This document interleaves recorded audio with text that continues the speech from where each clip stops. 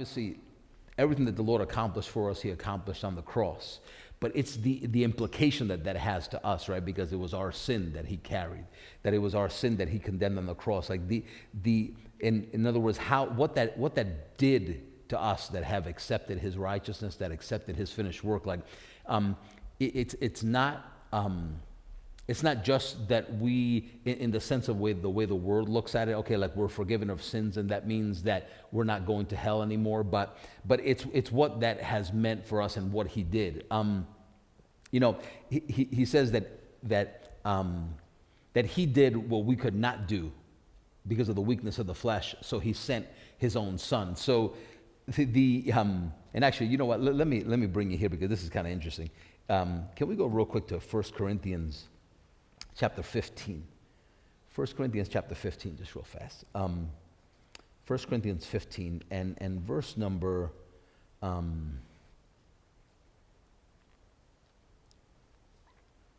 45. So 1 Corinthians 15:45. And obviously we're coming right into the middle of this, but it says, and so it is written. It says, the first man, Adam. And it just, as the Lord has been teaching us this, that he has made us not more than men, because if the Lord, if you say that you've been made more than a man, then that means you're a man, you're just a superior man, right? But a man is still fleshly. A man, so there are men that can feel superior to other men, and it could be because of many reasons, and one of them could be intellect, others could be talent, others could be the build of your body, just people feel superior, but that's a man feeling superior to another man. That's one man comparing himself to another man, right? But God hasn't, that's not what he did, right? The Lord did not go to the cross and bear our sin and then made us a new creation, and the new creation that we've been made is just that we've been made better men, right? Because it's just the very definition of a man is subject to this earth, right? Fleshly, subject to this earth. The Lord laid down his glory and he became a man, right? So he was not a man, right? And he became a man. So that means that he came down and was made a little lower than the angels. So that was not a step up. It wasn't a lateral step. It was a step down, right, from where he was, a huge step down. So what the Lord has done is not just make us better men, right? Because it's just an understanding, right? That when you say man, you're talking about that which is earthly, that which is worldly, right? That's what you're saying. That when you say a man, you're talking about a person that is of this world, right? Born of Adam and still that way, a son of Adam, right? So sons of Adam are men, right? And that's why it says here that as it is written, the first man was a living soul. It says the last Adam was made a quickening spirit, howbeit that was not first, which is spiritual, but that which is natural, and afterward that which is spiritual. The first man is of the earth, earthy. The second man is the Lord from heaven.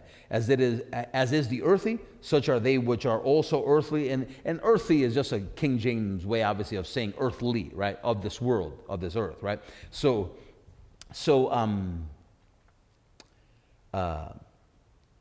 And actually, earthy is, I think, of the dust, right? That made of the dust, right? Now, we are not. That's not how we are, right? Because we are born of God, right? We are born of God. We have been glorified. So that means that it's not just. It's so far removed from like I just don't have to identify. And we were mentioning this last service or the service before that. I just don't have to identify anymore with this world, because what you're kind of saying is that you just got a new identity just because your way of thinking changed. But, we can live there for a little bit thinking, oh, Lord, like my thinking is so different. Like I think so different than what I used to be. Well, your thinking is falling in line with who you are. You're completely different, right? You are not, you're a new creation. You are not a man anymore, right? You are not earthly anymore. You are not of dust, but you are of God. So it's just, when you ever notice that there are so many parts through the Bible where it talks about, not to be idolaters, that the idolaters and the I don't know if it's sodomites that it says, or the liars, the cheaters, this, right? Those are all they're just definitions of men, right? God would never look at you, never. God would never look at you and say, you're a cheater, you're a thief, right?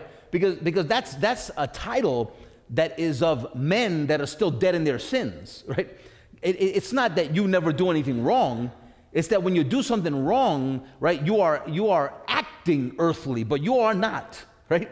In other words, it's a mind that needs to be renewed, but that's not who you are, right? So who you are is who God says that you are and who he's been teaching you that you are, and the way to behold that is to behold Christ as in a mirror, right? So you can see him and understand the one that is heavenly, right, is the one that is reflecting you.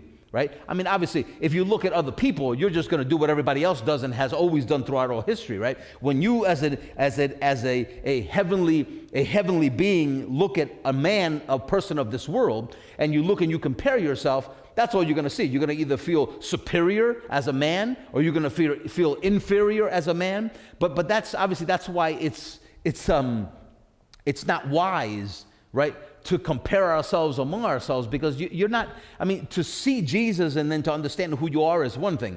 To compare yourself against another person is just beholding their flesh, is you're looking at them wrong and you're looking at yourself wrong. Watch, if I was looking at you, right, and I beheld you, but I beheld you according to as he is, right? Why would I need to compare myself to you? I'm like he is also. Right, so there would be no wisdom in that. Why would one person that has been made new just as he is look at another person who's been made like he is? You know what we should do? Instead of us looking at each other, we should all turn this way and look at him, right? This doesn't make any sense for me to compare myself against you, right? So because we are as he is, but since we don't have a clue yet fully of who we are, let's look at him and keep learning who we are, right? You follow? So now there's a whole bunch of things that you begin to see differently when we were just reading there, and maybe we can go up a little bit up to verse number 45, right, where we were. I don't think we got very, very far. But in verse number 45, it says, "And so it is written, the first man, Adam, was a living soul." So man there is talking about a human being, right? He was the first. So Adam was not born heavenly, right? Adam was the first man. He wasn't born heavenly. Some people look at the way Adam was prior to sin coming into the world, and they think they want to return to that. Well, if you return to that, you want to return to just being a man, right, that hadn't sinned yet. That hadn't sinned yet, right? I want to be where I am, right, where I cannot sin. In other words, that can never happen to me. I can never do something, right, and then be condemned and cursed as he was. That can never happen to me, ever, right? Never. God will never look at me and condemn me for anything that I have ever done, because Christ took my condemnation, right? Now, to go back and try to return to where he was, why would you want to go back and be a man? Right? I mean, I get it. People talk about, well, creation was like this. Okay, so creation will, that's where we're going, right? Creation will receive what we have. But that's the revelation, the full revelation of the sons of God. We have to understand that we are what? Sons of God. Like, it's just an interesting thing. You begin to see, when you see words like man, and it is extremely interesting. And actually, I remember a couple of times. I remember Pastor Mike saying this years ago, you know, that the King James Version does love the word men. And we see man and we identify with that all the time, right? But it's not. There are sometimes when the word man is translated, and it may even be translated, I don't know, maybe we don't have another word for it, but one word man, right, for instance, in this right here means anthropos, which is a human being. So every time that you see the word anthropos used, a human being, that's not in reference to you. God does not say man and then say, see, because that's you, right? Because obviously he would be going against his own word, which says that he has made us new. Made us new, in other words, you used to be a man and you're not anymore, right? And it doesn't say that then Christ became a spirit-filled man. It said he became a quickening spirit, right? It doesn't say he became a spiritual man, right? We are never called spiritual men. Right? We are called, it says that we have been made a new creation, and never references us ever again as just men. Now there are many times, I'll show you something. There are many references actually to men or the manner of men. Let me show you one. Romans chapter 6 and verse number 19. So you can see how interesting this is. And we've read it before, but not for this specific purpose or not for this specific thing that the Lord is showing us. So Romans chapter 6 and verse number, actually 19, sorry, I think I said 9. Romans 6:19. And he says, Paul says here, he says, I speak after the manner of men. Right? It's almost like saying, I'm speaking to you after the manner of men, which you are not, right? He said, in other words, I'm speaking to you after the manner of men. Why would he have to say after the manner of men? Like it was some other culture. Like it's this thing alien to you, right? Alien to who you really are, but I'm going to speak to you like that, he says, after the manner of men because of the infirmity of your flesh. So what he's saying is, I'm going to speak to you in the manner of men because there's a lot you don't know. So he's not saying that he's kind of speaking your language, right? I mean, he kind of is saying that, but if you follow where I'm trying to go is, he's saying he's not talking to you from the place of who you are. He's talking to you in a way that you can relate because you don't know who you are fully yet, right? So he says, I speak to you according to the manner of men because of the infirmity of your flesh. For as you yielded your members servants of uncleanness to iniquity unto iniquity, even so now yield your members as servants of righteousness unto holiness. And you see that many times throughout scriptures, that he says, I talk to you in this way about servants and masters because you don't know, right? Just so in a way so that you can relate. But in other words, he's speaking down from where you should be spoken to. Right? There are other places, though, where Paul says, I speak to you as to wise men, right? That's a different way, right? That he's speaking to you or relating the gospel to you. So there are times where it's just because, he didn't feel that they could understand. It doesn't mean, now listen, when you read this, it doesn't mean that you need to be spoken to, in this case, according to the manner of men. He's speaking to the Romans that way, right? You don't take this personally and say, I have to be spoken to according to the manner of men. No, he's speaking to them and saying, I know where you are, and I need to speak this to you because of the infirmity of your flesh, but not every born-again believer, every person that is born of God is in the same space and needs to be, in the same place, and needs to be spoken to the same way. There are people that because of use can be spoken to differently by the Lord, can receive differently one from another. So obviously you have to put yourself in context of you can read this and I understand what he's saying, but in other parts of Scripture, and the Lord can tell you something completely different, and you can totally understand this. Say it to you, we can say it like this, the Lord can speak this to you in a mature way, right? According to who you are, and you can totally understand it, right? By the Spirit of God. And there are times when there are times where because of our understanding, the Lord has to speak to us that way in the manner of men for us to be able to get certain things, right? Or begin to relate to it and begin to understand it, right? So the thing is, I'll tell you, there are so many things that the Lord has been showing me with this. Let me show you. Let's talk about temptation for a second so you can see this. If we can go to, look at 1 Corinthians chapter 10. 1 Corinthians chapter 10 and verse number 12. So here's the only reason why, if any individual, any Christian, I should say, if any Christian is ever tempted, right, and falls into something from temptation, right, the only reason that you would ever fall into that is not because you have to, but because your mind that needs to continually be renewed. Because temptation comes from you being enticed from desires. Desires come from the way that you think. So you can have desires or lust, right, that is completely according to the Spirit of God, right? In other words, you can lust after the things, right, that the Spirit lusts after, right? Lust just means desire. So your lust could be completely aligned with God, right? Or there are different desires that you have that come in you, and the way normally people try to address this, right, is in an earthly fashion, right? In other words, let me tell you like this: if you do not have the Spirit of God, the only thing that you can do with a desire is to try to go against the desire. You have the desire, right? But all that you can do is not do it. That's the only option men have, right? You can't do anything else. Or take a drug that's going to put you to sleep so you try not to think about it, and then maybe you'll just dream about it then, right? But the point is, if you're a man, that's the only option that you have. The only option that you have is and actually, I'll take that back in the slightest bit now. But as a man, that's the option that you have. But God has provided a way for men to be able to get out of this world. In other words, God has provided really a way of escape out of this world, out of this evil present age, right? He has given us a way out. And obviously, we were once like that, and we continued to listen and endured through, because obviously temptation is not just because, it's not just about sexual temptation, right? Temptation is what kept the people of Israel, right, from entering into the land, right? Temptation is what kept them, there are so many things going through my mind right now. Let me see if I can show this to you. I told you 1 Corinthians 10, right? We're going to go there, but let's go up a little further. I don't think I gave you a verse, but verse number 1 is good. Verse number 1 is good.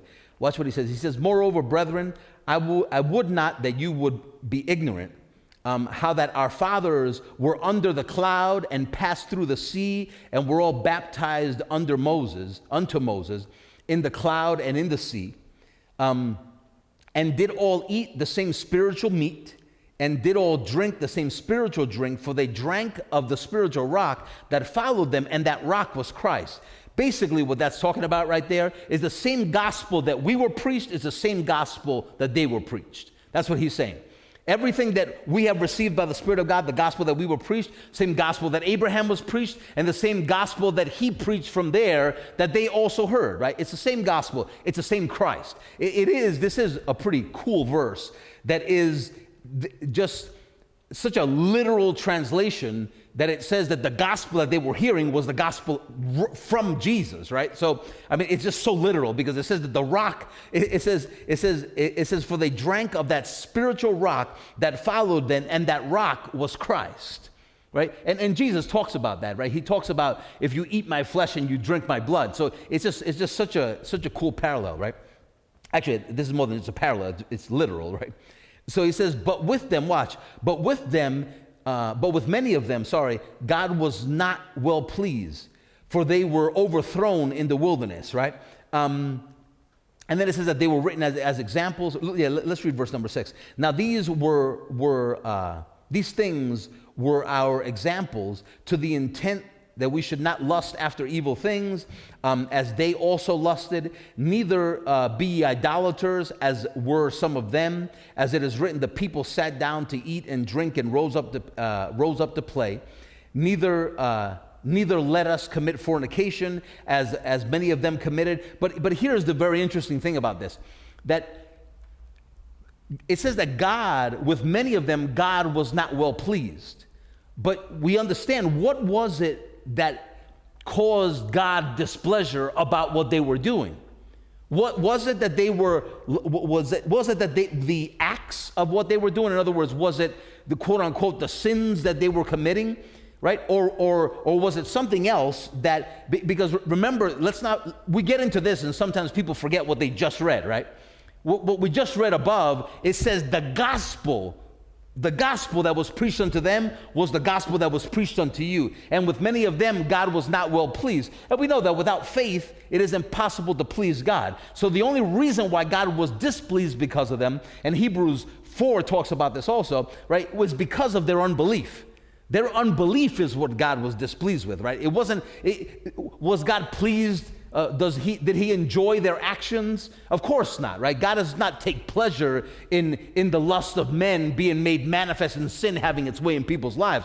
But what caused the displeasure of God was that they refused to take the way of escape out of what they were in, right? That's what causes the displeasure of God, right? That they refused to take a way of escape that God was offering them. That even though they received the same gospel that we did, and God spoke to them about the same Savior that he speaks to us about, right? They refused to take that out. That is displeasure to God, right? And it's the same way today, right? It is the same exact way today. So what he's saying is not look at them like, why are they examples of us, right? Examples to us. These things are written as examples. Why? Examples of the displeasure that God has with people that have no unbelief. What is it that happens to people that have unbelief? What is it that happens with people that don't put their faith in Jesus Christ? right? The law of sin and death is still operable in their life, and they eventually end in death, right? Right? So the thing that we see here is that you see that it is about faith in Jesus Christ, right? If you come down then, I don't want to necessarily go to read all of this. I mean, it talks about how they were destroyed by the serpents, right? And even in that case, it's such a cool thing, right? And you've heard this before, but the serpents came around and began to bite them. The Lord sent serpents, right, into where they were, and they were dying. They were dying, right? And the only thing that was needful for them to do was to look at the pole that Moses had raised up with a serpent around it, and anyone that looked at that pole immediately lived, right? So obviously you see the way of escape out of the temptation that they were living in, right? You see the way of escape out of this earth that they were a part of, born of, and still a part of, right? The only way for them to escape that was what? Through what? Through the cross. The same Christ that's preached to us is the same Christ that was preached to them. And then he goes down, if we jump down all the way to verse number 12, it says, wherefore let him that thinks that he stands take heed lest he fall, right? Him that thinks that he is established, him that thinks that he stands, right, without faith in Jesus Christ, right? Take heed or listen lest he fall. Now watch what it says here. There has no temptation taken you, but such as is common to who? Such as is common to man, right? And that man there means common to humans. That's what that means there. The word itself, man there, is actually, it's compound. It's not like that word anthropos from before, but this is anthropinos, right? And what that means is a common to human beings.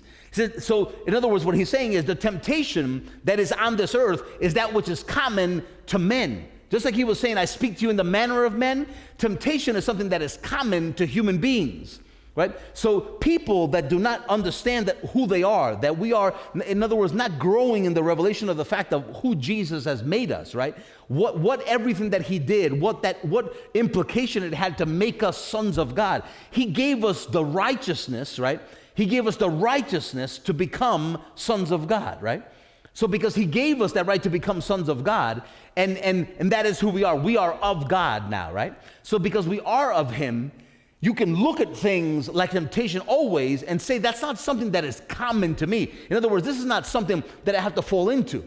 Well, you know, in speaking about things, obviously I'm a man, so I hear men say stupid things all the time.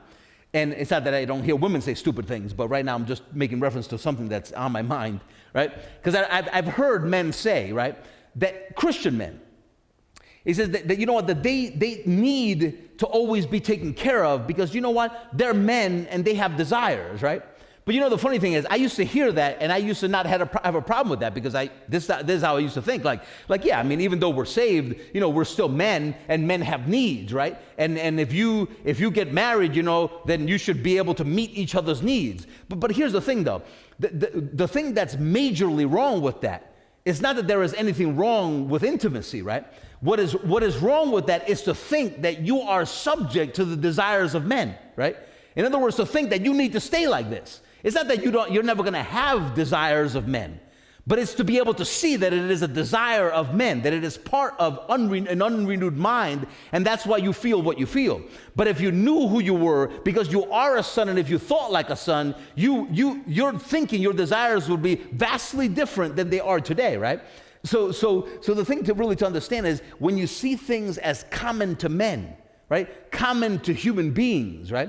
And when you understand that you have been made, that you have been made a new creation as he is, then it's not the same thing. It's not the same way that you see the things that happen to you. It's not the same way. See, there's this victim mentality that you develop, and to be honest with you, it's kind of true, right? Men can develop a victim mentality because they are victims of what Adam did, right? You were born that way. You didn't choose to be born the way that you were, right? You were born a sinner and you didn't have a choice in that, right? So in a way, you kind of understand a victim mentality that way, right? Because the only thing that you can do as a man is try to pick yourself up. But now where I said before that I was going to make that little correction, a small correction in that, is because there is not a single human being though that has not been provided the same way of escape, just as those that were in the wilderness were provided the exact same way of escape. There's not a single one of them that did not have the opportunity Joshua had. There's not a single one of the people in the wilderness that did not have the opportunity that Caleb had, right? There's not a single person that is on planet Earth today or that has ever lived that has not had the same opportunity that you have had, right? Because all that a human being needs to do, no matter where they live on this globe, right, is seek after God. And it's his job to reveal himself to them. It is not their job, right? Well, if they never sought out a church, then they'll never know, right? And I'm not saying that there's anything wrong with an individual. You know, if they feel like I just need to go to church and them go, right? That's definitely a good thing that the Lord is doing in their lives. But the thing is, no matter where they are, no matter if no other men exist, and if it's only him and God, and there were no other human beings for 350 miles and he wasn't willing to walk that far, right? It doesn't matter. He could still be ministered to. He could still be ministered to. I mean, and just a perfect example of that is Abraham, right? God was not able to send a messenger in the form of a human being to Abraham to minister to him, right? But God did minister to Abraham, right? There's no record, not anything that I recollect in my mind, that said that God told a man to go to Abraham and to tell him to get out of his country and to leave his kindred, right? God spoke to that himself. Now, how that was communicated to him and how exactly it played out, that he heard it, right? I don't know that right now in these 5 minutes, but I'll tell you this. The Lord taught that man. And the Lord taught Saul that became Paul, right? For 11 years, I think it was, or 13 years, the Lord taught that man. So leaving that aside for a second, how God teaches men, because I think obviously the Lord teaches us and has taught us, but we'll put that aside for a second. It's the understanding of what is common to man, and the things that are common to men are uncommon, right? Or should grow uncommon to you, right? The desires that are common to men should grow uncommon to you. You know, I was just thinking about this, just because I don't know, I've been married to Miss Kim for so many years now, right? We just had our 30th anniversary, I'm trying to think. We celebrate our anniversary early. I'm thinking, did it come yet? we celebrate our anniversary like in November or December, but it's past February, yeah. I already wish her a happy anniversary. So, but we've been married so long, and honestly, I just see, like, I'm not just making this up, like let me just put it to you like this. Like, I get along with her better now than I ever have. But you know the funny thing, though, is I get along better with everybody than I ever had. Especially those that are of the household of faith, especially those that are of the same mind of God, right? I get along better with them. So here's what happens, right? There's only one command. Love the Lord your God with all your heart, soul, and strength. And the second one is like unto the first, right? So the second one does not happen without the first. The only way that you can love your neighbor, right? The only way that I can love my wife, the only way I can love my children, the only way I can love you all, the only way I can love people, the only way I can love my enemy, the only way I can love anyone, right, is because of my obedience to God, right? So you know, the things that are common to men are what? They just work on a relationship. Right? I mean, what are they trying to do? They try to find things in common, right? I mean, how do men do it? The same way everybody does it, right? The same way they try to go to Match.com or he likes baseball, I like baseball. He likes sports, I like sports. Right? That's just earthly, natural stuff, proven not to work, right? More than half the time. And the other half of the earthly people, I don't even know, they just kind of tolerate themselves, because I'm tired of hearing people that are married just say, oh yeah, like my old lady, or like the old man, and oh yeah, I don't know, and they talk about each other like they're just tolerating one another. Like they're still married, but like, what's your secret? Oh, we just have separate beds. We just have long jobs. We just are career people. Yeah, so as long as you're not together, you can be married forever, right? So that is what? That's something that is common to men.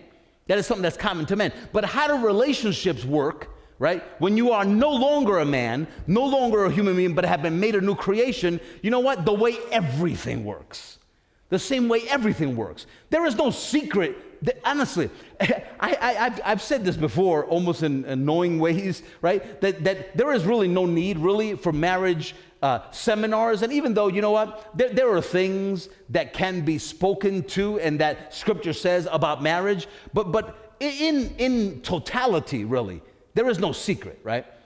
To know Jesus Christ and learning who you are, right? You'll know who you are and you know who she is. And you can't relate to her as someone that is not like you, right? In other words, what happens is you begin to speak to one another, right? As people that are not of this earth, right? You begin to understand that, you know what?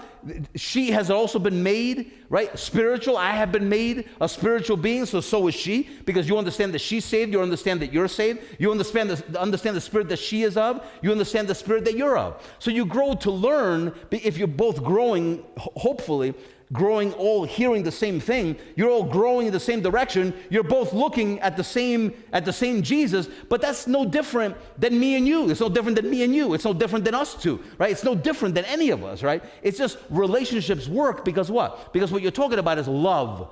Love for your brother, love for your wife, love for this one, love for the other one, and none of that happens without continuing in the first command, which is to love the Lord your God, right? So what you see is and still there are so many things that we still unfortunately speak very earthly about, especially about relationships and marriage and people. You know, there was a time where I used to think it was kind of funny to see those things. They do it on cruises sometimes. The newlywed game, right?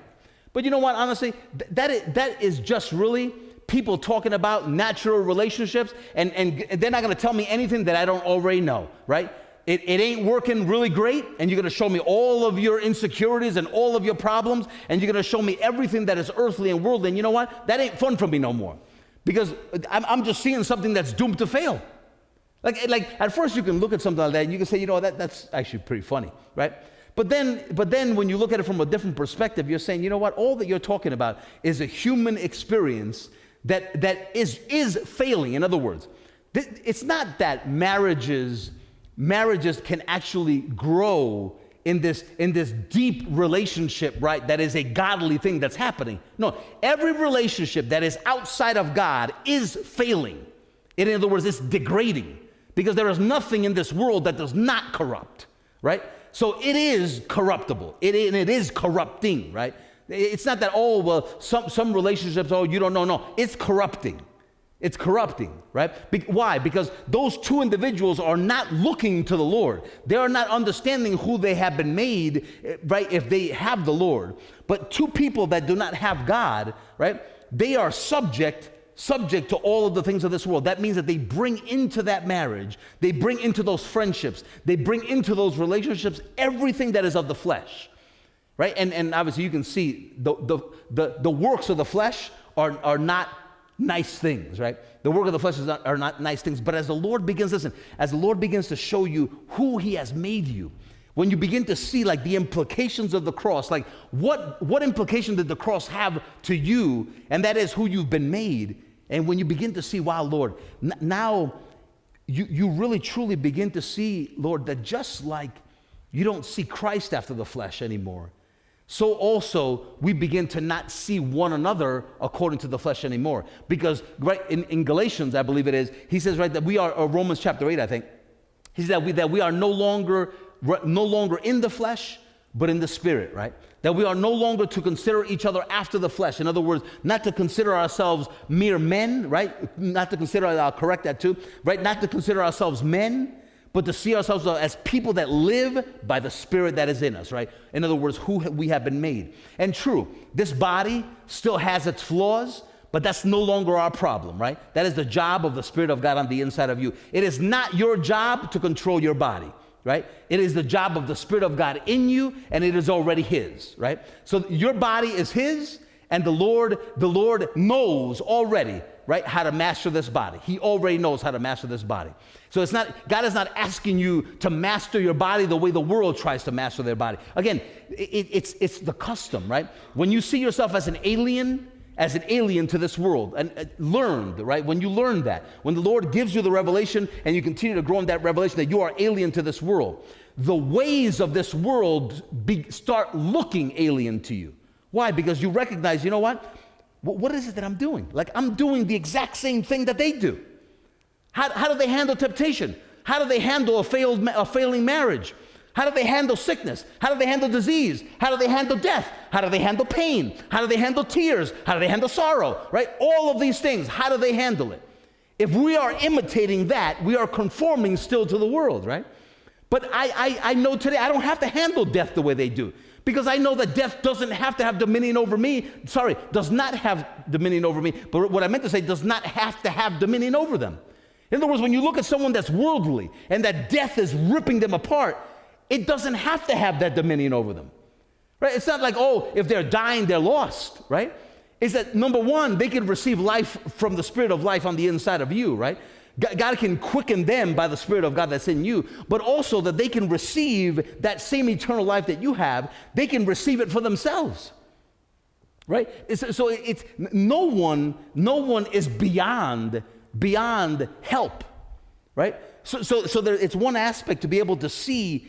It's seeing yourself as an alien. You say, my God, the things that are common to man, they're not common to me anymore. They're uncommon. So God has made us what? He has made us uncommon to this world. Very common to him, though. Very common to him. Very common to him, but uncommon to this world. And now we find many commonalities, right, among ourselves. Because why? Because we know who he is. So I don't have to look at you and try to find a commonality with you, because my relationship with you is not based on the fact that we like the same stuff. It's that we are the same in him, right? And actually, even in a worldly sense, right? People that are of the world, that says speak as of the world. Actually, let me show you that, and then I think we'll probably close there. Let me show you that real quick. 1 John chapter 4. 1 John chapter 4, and this is good. 1 John chapter 4, and look at verse number 4. 1 John 4:4. And watch how cool this is. Just in light, I had actually never seen it as clearly as I see it today, right? Where he says, you are of God. You know what I say now? Yes, I am, Lord. I'm of you. But you know what the difference is? I know what he means by of, right? Before, oh, you are of God. Yes, I am. Okay, yeah. You are of God, little children. Oh, I'm a child of God. Yeah. No clue what that meant, right? Just, I'm a child of God. I thought I figured I knew what that meant. If you ask me, are you a child of God? Of course I am, right? But now when I read, you are of God, that means, you know what that means? I'm born of him. I've been made just like him because I'm born of him. I am a son and he is my father, right? I'm born of God, right? So you are of God, little children. So little children is a title, right? Like an idolater is of someone that is dead in their sins. A child is a title given to us because we are born of him, right? That's why I'm called the child. That's why you're called the child, because we're born of him. So he says, you are of God, little children, and have overcome them, because greater is he that is in you. And the funny thing is, it says them, right? But have overcome them. You see, like the them thing? You know what the them thing does? It puts a barrier there. Them, us, right? Them, us. Doesn't mean you're against them. It doesn't mean you're against, right, everyone that's in the world, but there is a difference, right? There is a difference. We have overcome everything that is of the world. Now, to be honest with you, I don't know if the them here is making reference to just people that are in the world, or is just making reference to the world system itself, to this present age, right? But we have overcome this world, right? And actually, I believe that's the context anyway. It's talking about this world, the evil thereof, right? This present evil age. But it says, but you have overcome them, because greater is he that is in you than he that's in the world. So it tells me, right? It talks about my new creation. How have I been made a new creation? Because I have his spirit, right? And he says, for greater is he that is in you, making reference to himself, right? That's in me. So I understand who I'm born of, and I understand why that is, right? You get a nice little glimpse into that. Now it says, they are of the world. Meaning what? You're not.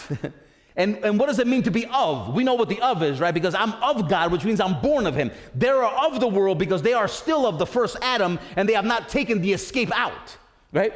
So because they still haven't taken the escape out, which is not anything for the world to be pitied over, because they have the same opportunity that you do.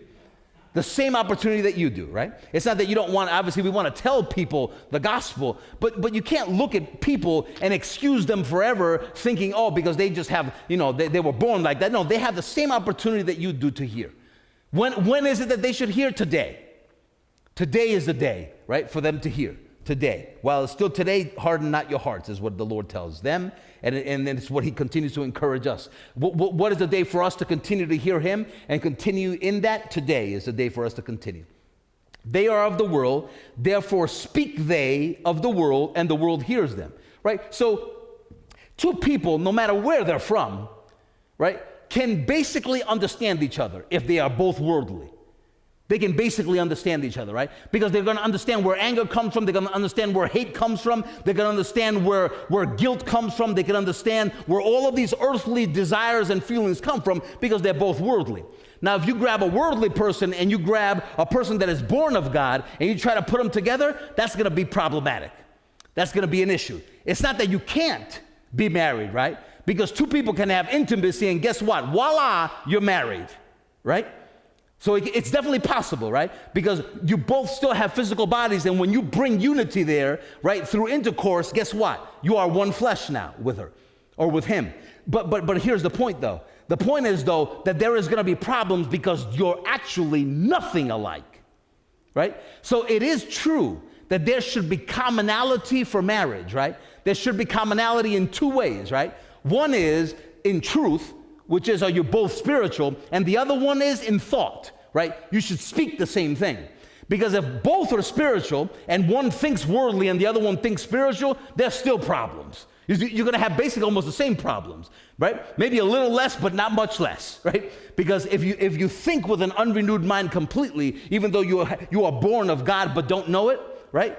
You're better off, but you still got big problems, right? And you're going to drag that into a marriage. So a marriage needs two things, but not just a marriage. Relationships need what? Two things, right? The relationships need two things: mind, right? And the creation that God has made you. So you both need to be born of the same, either born of Adam or born of God, and then you need to speak the same thing. So if two people that are worldly get married, right? They got married. Right? God doesn't have a problem with that. They're married. The problem that God has is not that they got married, but that they don't listen to him, right? Two people that are of God, right? They should be what? Speaking the same thing. The same thing that applies when Paul wrote to the church that they should be of the same mind, speaking the same thing, completely applies to marriage, right? Because it's the same thing. We're talking about relationships, right? We're talking about unity. If you want unity in a church, guess what? The same thing that works for unity in the church works for unity in a marriage. It's the same thing, right? That works. But it is really cool, though, the way he puts it in verse number 4, and I know we went into verse number 5. Well, did we go to 5? Yeah, we're in 4 now, so that's good, Andre. We'll read from 4. It says, so you are of God, little children, and have overcome them, because greater is he that is in you than he that's in the world. Have you ever said that just out of sheer desperation to want to get out of a situation? Oh, Lord, greater is he that's in me than he that's in the world. You don't know that you're not worldly. You just say that because you can't stand anymore to be going through what you're going through. But you understand why it is that it didn't help before? Because before you weren't saying, I am of God. Greater are you, my God, that are in me, and you have totally made me, Lord, a new creation. And the things that are common to this world are not common to me because I am no longer a man, right? I am no longer a human being of this world, someone born of the dust, but I have been born of you, God, right? That is a far cry from thinking like a worldly person and just saying, greater is he that's in me than he that's in the world, because you want him to come out like a rock and sock'em robot and do something for you, right? But that alone by itself does not really calm your heart, right? Why? Because it's what that means, right? And it's not that God won't help you, right? It's not that God won't help you, because God has surely, in my ignorance and much of my years of ignorance since I was saved, the Lord has helped me time and time again out of many circumstances, right? But it was painful for me. Not for the Lord because he knew, but it was painful for me because I didn't know. So it's a painful process, right? It can be painful to grow slowly, but it is so good to hear what we're hearing, so good to know the things that we're learning, right? So he says, greater is he that's in you than he that's in the world. Verse number 5 says, they are of the world, therefore speak they of the world, and the world hears them. So you understand why they're called they, and why we're us, right? Because he's talking about those that are new creations and those that are not, right? Who does God love? The world. Does God love everyone? Yes. Did God save everyone? Yes. So it's not because we live in this era today of prejudice, right? That everything is racism. Everything has, if it's not race against the color of your skin, they can say, oh, the church is just racist because it's against people that are worldly. No, it's actually the total opposite. The ministry of reconciliation that God has given each and every single Christian, because he has given every Christian the same ministry, right? Which is a ministry of reconciliation, that we would be able to tell the world so that they could know and be reconciled. So there is no prejudice there, but does the they and us exist? Yes. There are those that are new creations and those that are not. And that is a reality, right? That is the truth. That is the truth. So he goes on to say that in verse number 5, they are of the world, therefore they speak as of the world, and the world hears them. We are of God, right? So you hear it again. We are of God. Same way that he started off in verse number 4. You are of God. Here it says, we are of God. He that knows God hears us. He that is not of God hears not us. Hereby know we the spirit of truth and the spirit of error, right? So it's just so good. We'll probably just close there, but it is good to be able to see, listen, the implications of what God has done through the cross. Like, what has that signified and meant for you? Isn't it awesome to know that it means much more than just the fact that God is not angry with us? It means much more than just the fact that we're not going to hell. It means much more. Listen, there are so many implications to what he's done to us through the cross, right? He's made us brand new, a new creation. No longer subject to the things of this world, no longer with ever any possibility of ever making the same mistake that Adam made. Never. It is impossible for that to happen. Never will you ever do anything and be accursed of God. But once you are a son and a child of God, you are forever a son and a child of God.